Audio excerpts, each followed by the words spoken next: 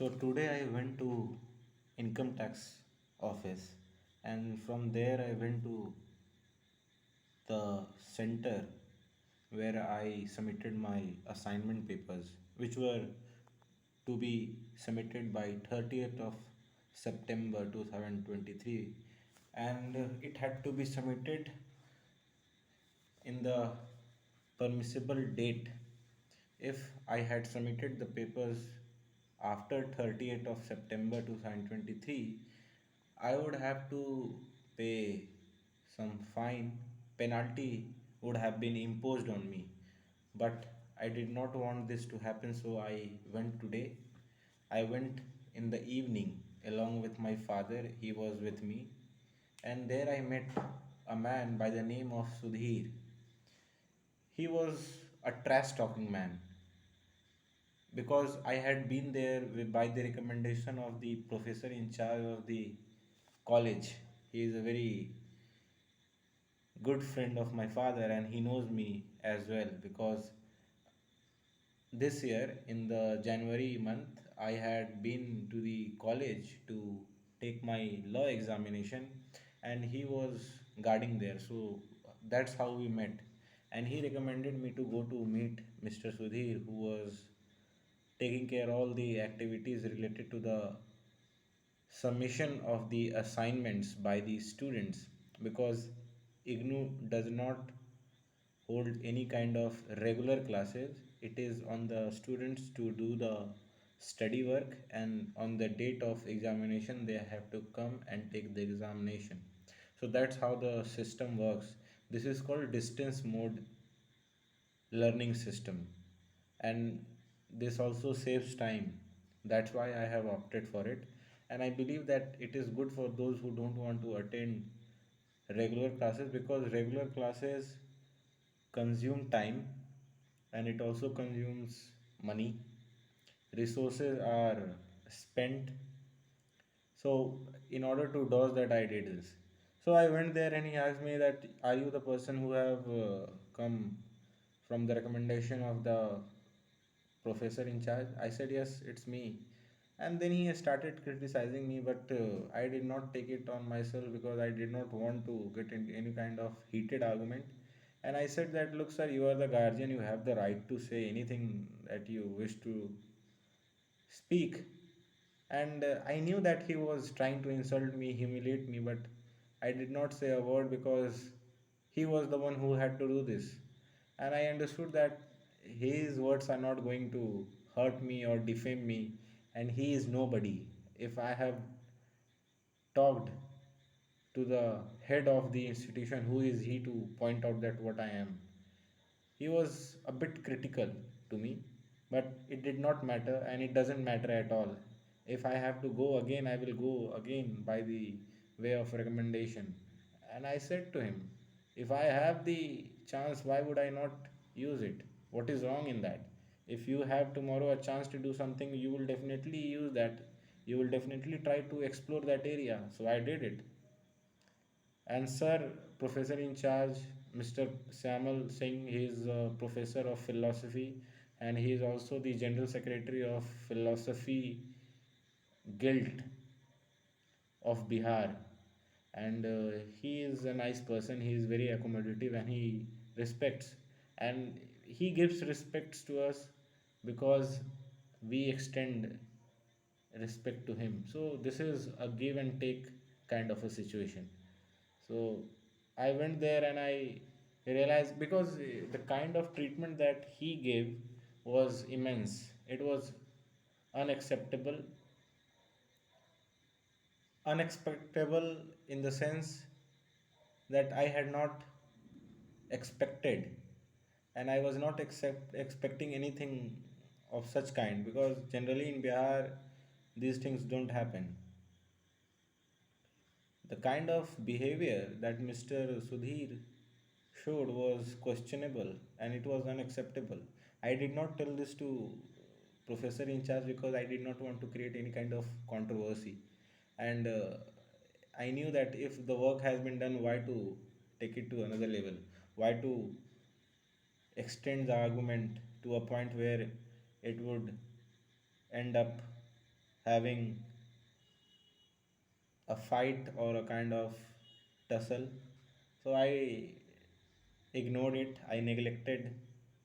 So one thing that I learned is that these people who try to show that they are very honest, the reality is that they have not got a chance to do that. I said, this is a magic.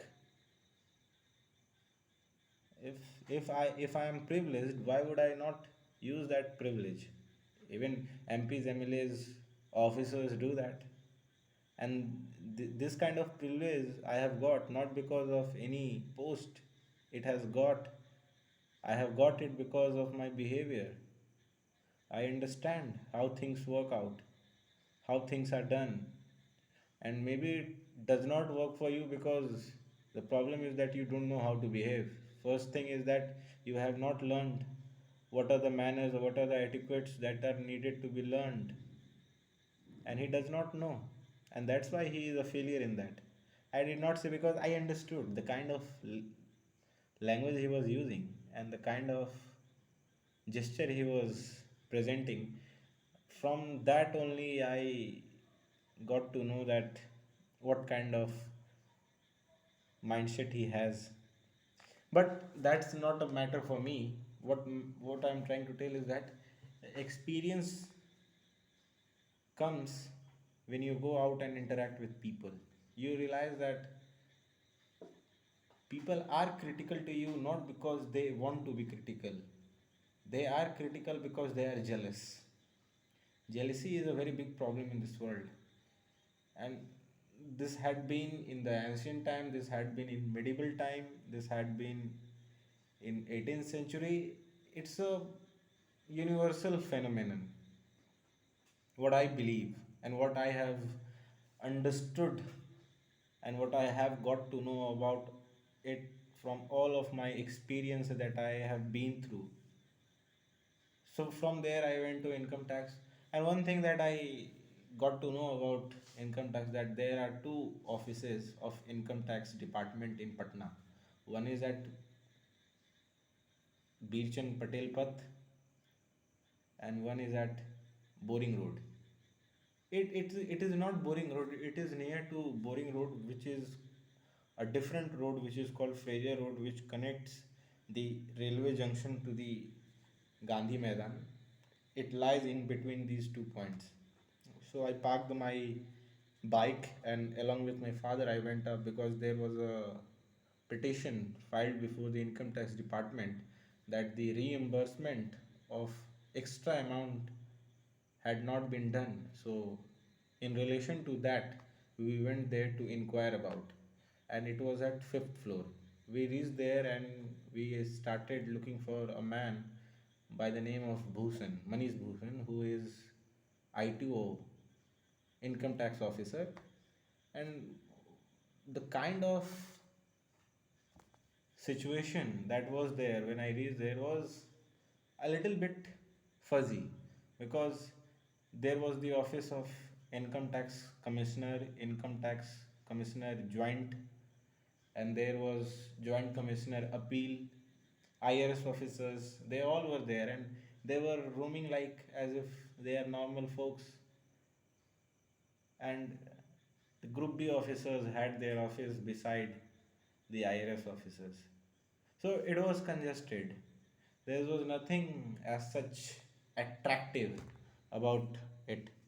It all seemed so normal, and I don't find it attractive. I am not criticizing, but the thing is that, look, who are the eyes and hands of a department? These Group B and C officers.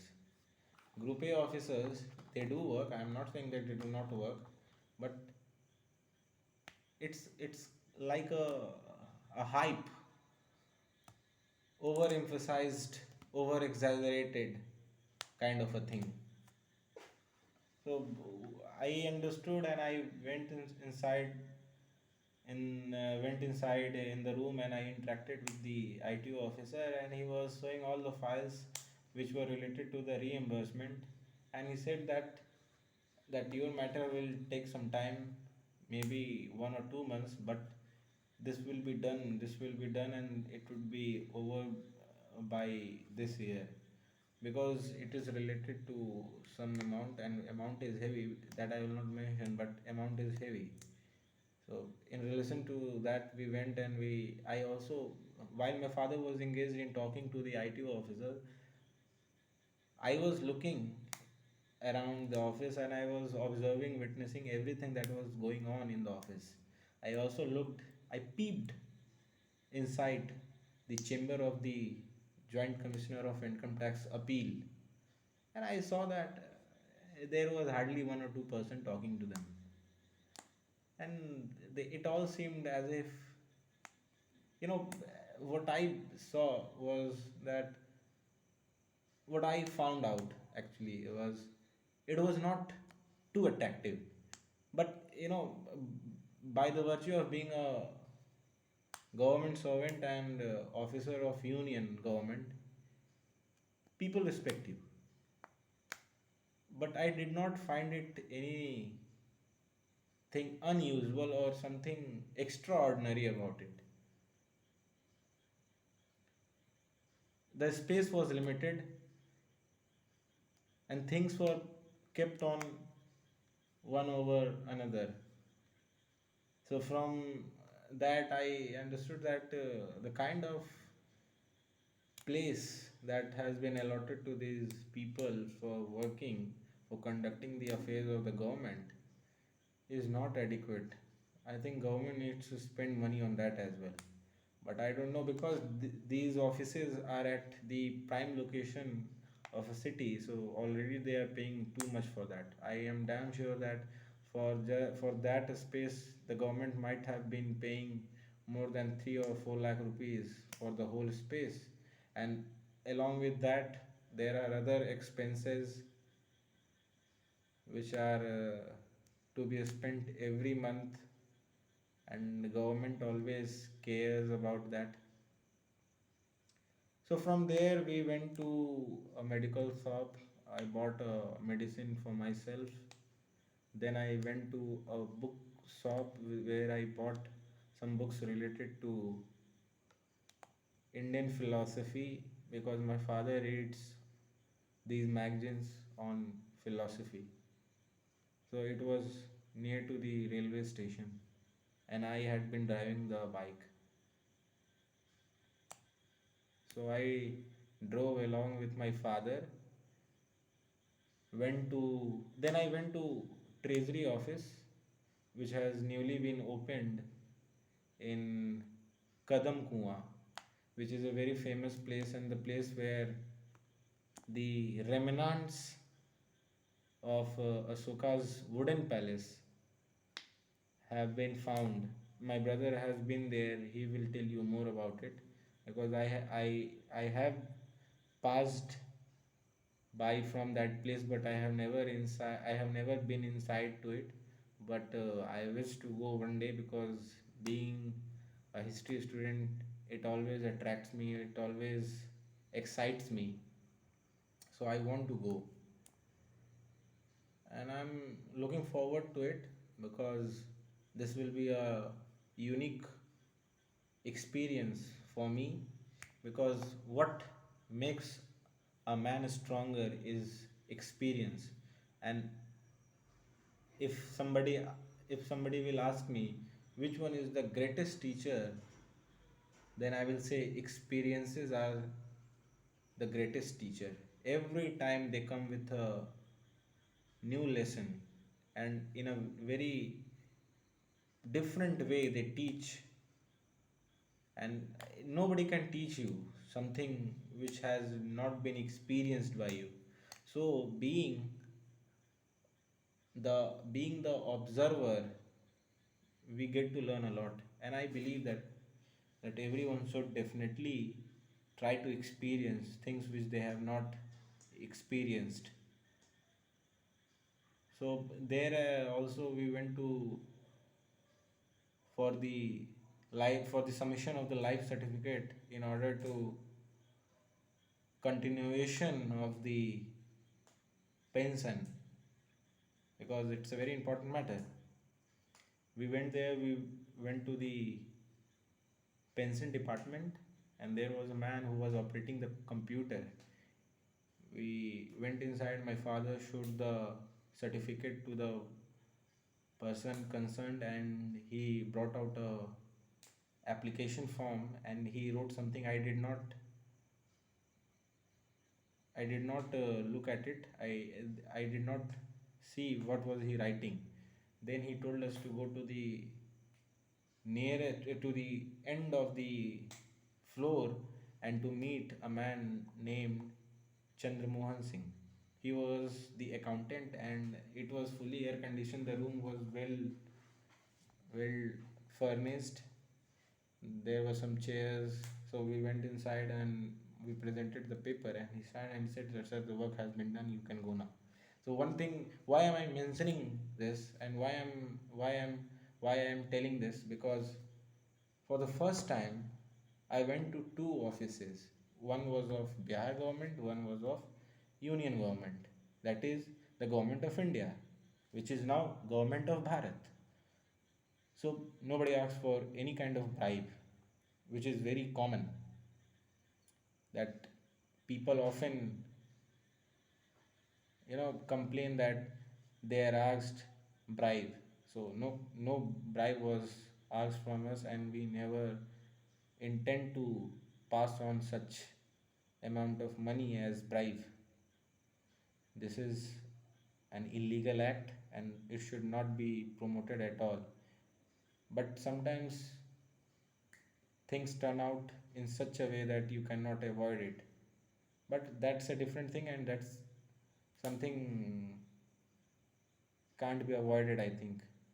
What I believe is. So I went there.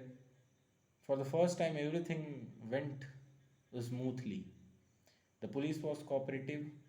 I mean, not the police as a whole. The policeman who was stationed, he showed us the way. He told us to follow this path to reach that department. And one thing is nice about is that Bihar government has started spending money on the infrastructure. Infrastructure is being given the attention that it needs, and everything was at its place, where everything was nice, it was clean. But at some places there was some, you know signs of spitting of pan. Somebody had chewed pan and then spat it, which I think the nodal officer of the concerned department should take cognizance of, and should pass a notice that whosoever will it be, if found doing such act, will be punished or will be penalized. So that should be done. So now I will talk about what are the chapters that I have come up with. The first chapter is significance of Western political thought. Then the second unit is Plato. Plato is followed by Aristotle. Then we have Saint Augustine and Saint Thomas Aquinas. Then I have Niccolo Machiavelli, Thomas Hobbes, John Locke, Jean Jacques Rousseau, Edmund Burke, Immanuel Kant, Jeremy Bentham, Alex de Tocqueville, James Mill, George Wilhelm Friedrich Hegel, Karl Marx. All these are the philosophers of Western political thought tradition, and they all have presented their knowledge in a different manner. Sometimes they are in contrast to each other, sometimes they support, sometimes the statements are supportive, but sometimes they are not. Sometimes they have completely rejected the theory of another philosopher, and they have come with another set of principles. Well, there is no such thing as principle in philosophy. If I'm using that word, I am not taking it literally. But what I am suggesting is that their beliefs differed, and there was no homogeneity in the argument. Philosophy is what? First something is observed, and then it is examined, and then an inference is taken out from that, and that is presented to the folks, and folks then decide, could it be what has been said by the philosopher. Now, if I take the example of Aristotle and Plato, they both are different, though they are associated to each other, but they have always showed a contrarian point of view. Opposite point of view has been taken by Aristotle. So, ancient Greece in the late 7th and early 6th century was one of the three centers where first philosophical world views emerged. Now, in the 6th century, India had already witnessed the emergence of Buddhism. A whole Eastern philosophical tradition had taken birth in India. Jainism had also taken birth, it had emerged and it had spreaded to corners of India. Hinduism was still there, but not this Hinduism which we follow now. What was that was called Brahmanical traditions. Vedic traditions were prevalent, but Western philosophy was emerging. It had not emerged completely and it was new.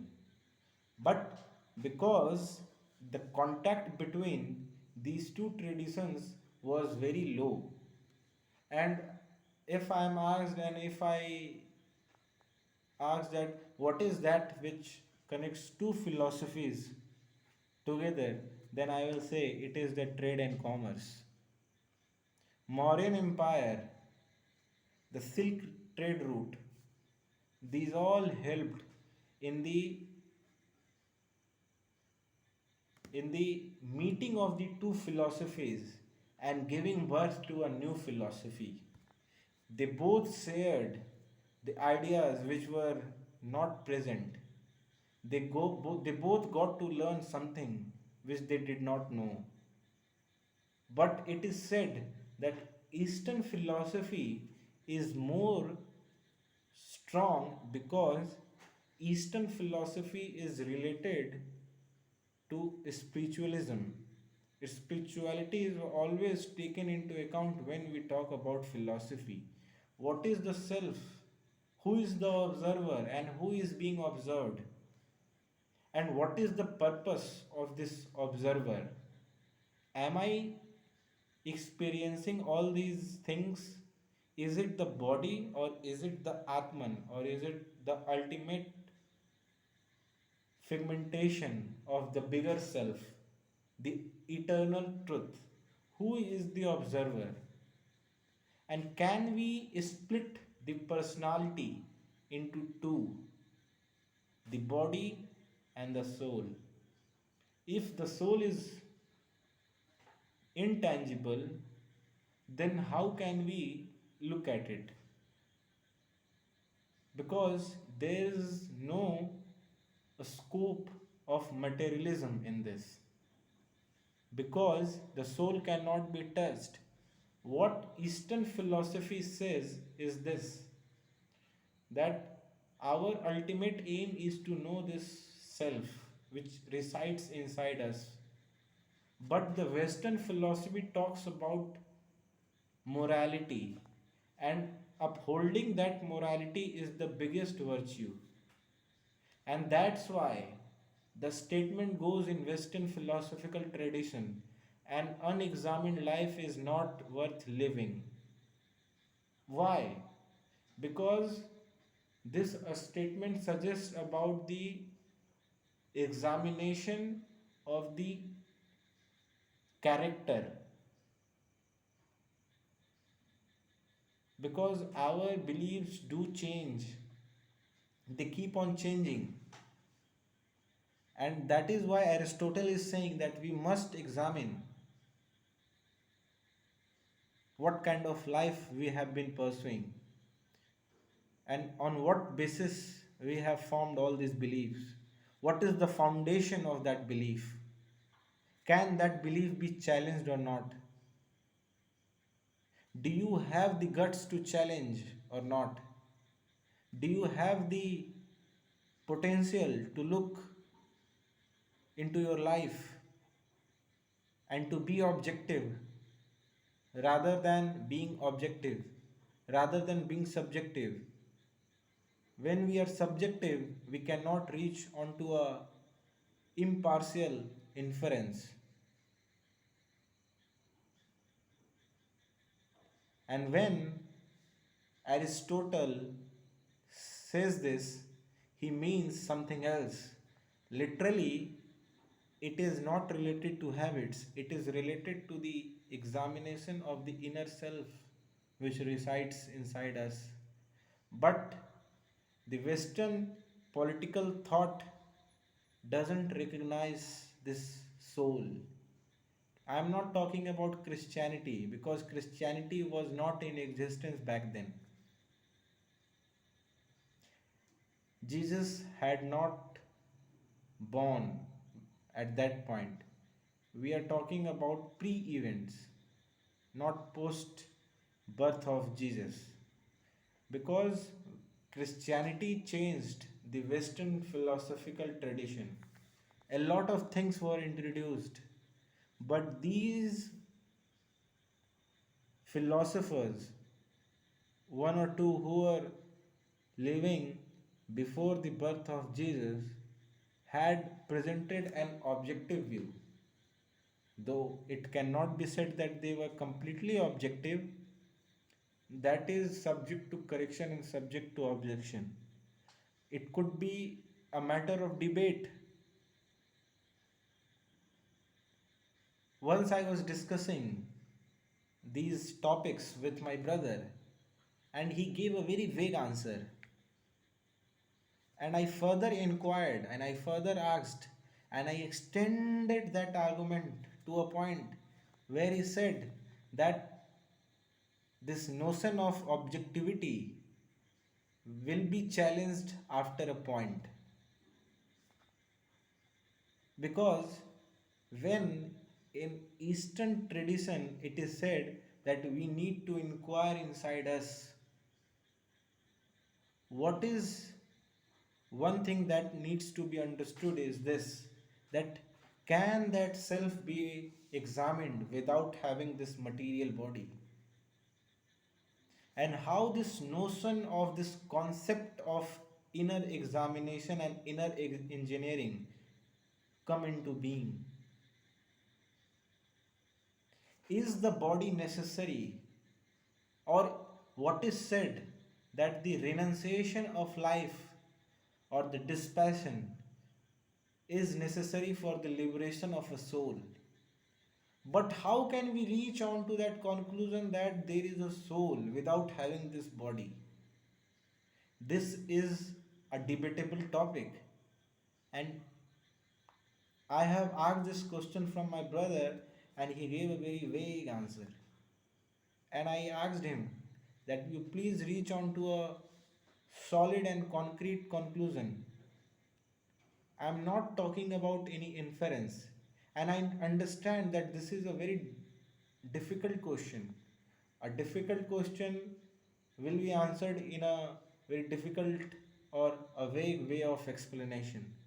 But what is giving birth to this notion of vagueness of the concept of inner self? Can I witness it? Can everybody witness it? What kind of consciousness is required in order to witness that? Who resides inside us? Aristotle has talked about, Plato had talked about. but there is no a complete clear cut answer. In depth analysis has been done, but still we are very far from the answer. I don't know. I'm still searching for the answer, but I haven't got it. And there are political philosophers, I will not discuss about them. Niccolo Machiavelli was a political philosopher who believed that the greatest happiness can be achieved only by having the political powers of the state in one's hand. I don't know, was he referring to the dictatorship or was he referring to an authoritarian authority or a body? What kind of government did he want for the people? Was he referring to democracy or was he referring to monarchy? Or was he pushing people for a revolt? Or can an individual, a normal individual of a society, fetch such powers into his or her hands? Is it possible? These are very important questions. But on the other hand, there was Immanuel Kant, who talked about categorical imperative. Now, categorical imperatives is a very simple concept that which is wrong, it should never be done. It doesn't matter who is the doer, against whom it is done, under what circumstances it is forced to be done. Now, I will give an example.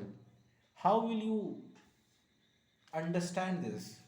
And what is the way to explain this concept of categorical imperative in a very simple words? Let's suppose I say that a person spits. Now, what is the notion about spitting? Can anybody spit in public and will he be condemned? Will he be criticized? Yes, he will be criticized because it is a very well known fact that by spitting, a spread of diseases take place. It takes place, and people get sick, ailments happen. So, if it is wrong, it should never be done. Can theft be justified? No, it cannot be. If it is seen from the context of categorical imperative, it is a wrong act. It should never be promoted, it should never be supported by the society. And this is a very normal way of defining it rather than making it a complex issue.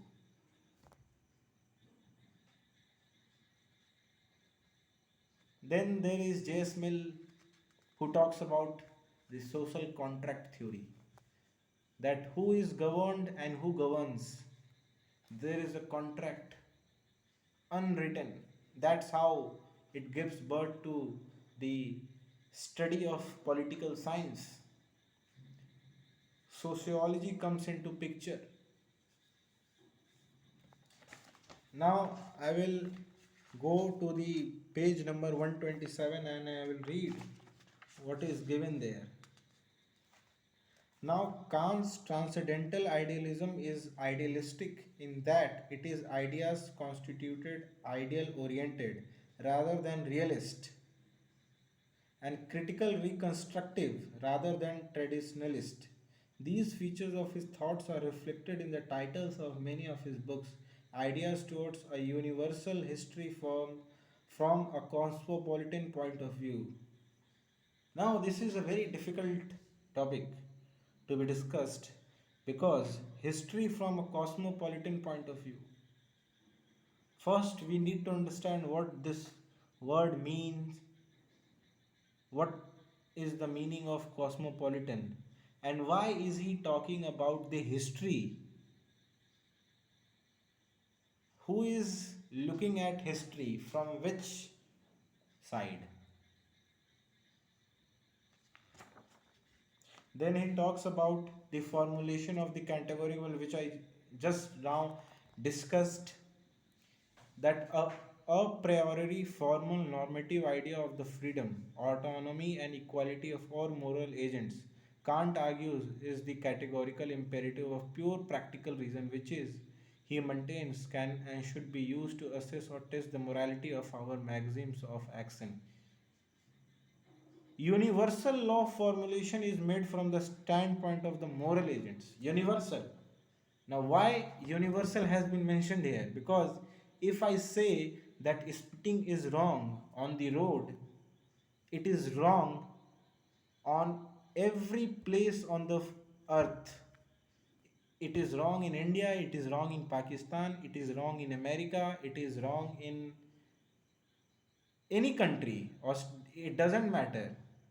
If we are on the surface of this earth, and if we do that, we are subject to condemnation. As act as if the maxim of your action were to become through your will a universal law of nature. This is a very difficult one. It cannot just be said that it means only this. There could be n number of interpretations. But what is my interpretation? Act as if it is your will. That what universal laws are, it should be the will of yours. So your mind should be the reflection of the universal laws. Now this also challenges the question of free will. Do we have free will or not? Now this is a very important question that one cannot answer in one line or two line.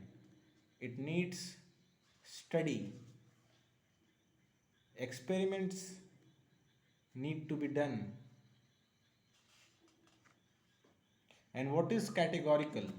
Categorical simply means it pertains to a category.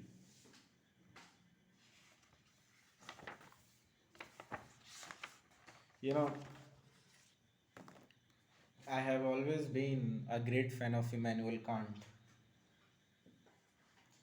He is the person who says that question everything, question every theory, question every act, and ask why it is done, who is doing it. Now, this why, word why, is very important in Kantian philosophy. It doesn't matter if it gives birth to new sets of questions.